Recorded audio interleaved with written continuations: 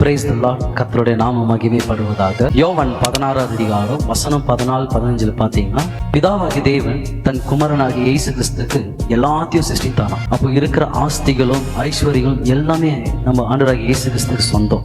இப்போ பிதாவாகிய தேவன் தன் மகனுக்கு எல்லாத்தையும் சிருஷ்டித்து கொடுத்ததுனால இப்போ இயேசு கிறிஸ்து சொல்றார், இது எல்லாம் நீங்க அனுபவிக்கணும். பட் இது நம்ம டைரக்டா நம்ம ஆண்டவராகிய இயேசு கிறிஸ்து கிட்ட அதை வாங்க முடியாது. யார் மூலியமா நம்ம அந்த ஐஸ்வர்யம் ஆஸ்திகள் வாங்க முடியும்னா, பரிசுத்த ஆவியானவர் மூலியமா.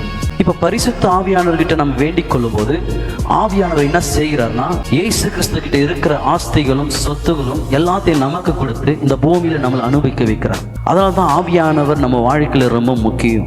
ஆவியானவர் இல்லாம நாம் எந்த ஆசீர்வாதங்களும் ஆஸ்திகளும் இயேசு உண்டானது எல்லாமே நம்ம அனுபவிக்கவே முடியாது. அப்போ பிதாவாகிய தேவன் குமாரனுக்கு கொடுத்தார், குமாரனாகிய இயேசு கிறிஸ்து நமக்கு கொடுத்திருக்கிறார். டைரக்டா கொடுக்கல, பரிசுத்த ஆவியானவர் மூலியமா கொடுத்திருக்கிறார்.